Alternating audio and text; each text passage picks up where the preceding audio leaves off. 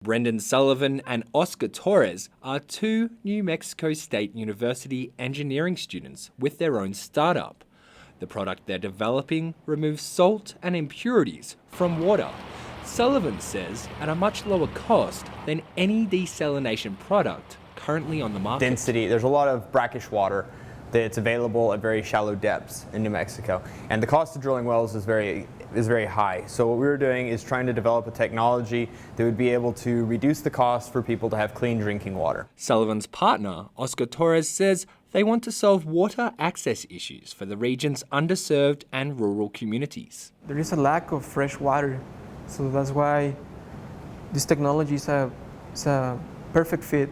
Despite their enthusiasm, both Torres and Sullivan say until they started working with the business incubator Arrowhead at NMSU, they were completely unfamiliar with the world of startups.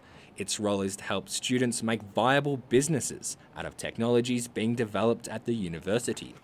Jason Koning is Arrowhead's Director of Entrepreneurship and Technology Commercialization. The old way was to invent a technology, push it out to the market, and tell them they loved it. We've switched that focus to what we call market pools. So let's design this in such a way that the market is demanding it from us. Richard Majestic got his start in audio engineering. It's warming up right now. Oh, okay. You'll hear it.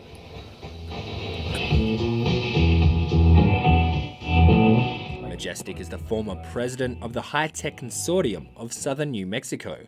He says the technologies students are developing in New Mexico State University's engineering, agriculture, and physics programs are as good as anything being done at universities like MIT or Stanford. But he says NMSU's transfer of technologies into the commercial market isn't happening as fast as it should be. The length of time that I've been here, it's going on 10 years.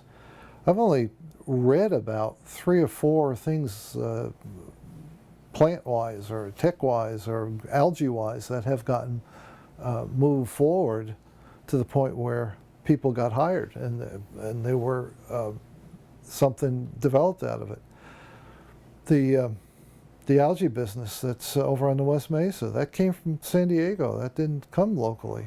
Majestic says NMSU and Arrowhead need to bring in more experienced business development experts.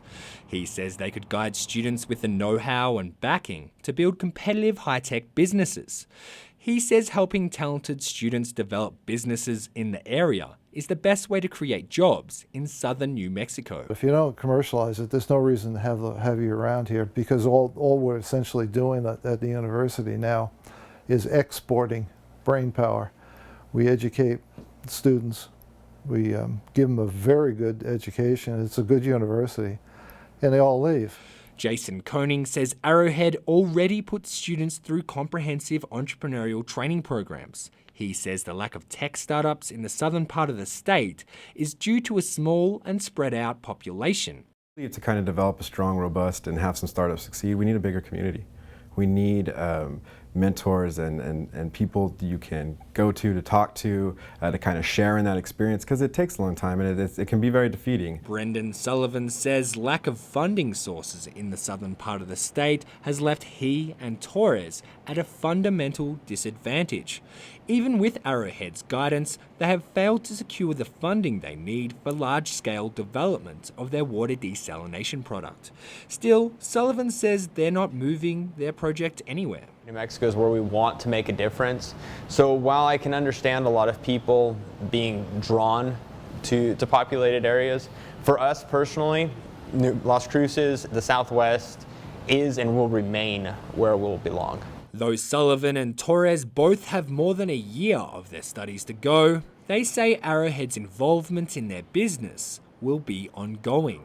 The two are hoping that the humanitarian function of their water desalination product makes it an ideal candidate for funding from non-profits, charities, and federal grants. For KRWG, I'm Simon Thompson.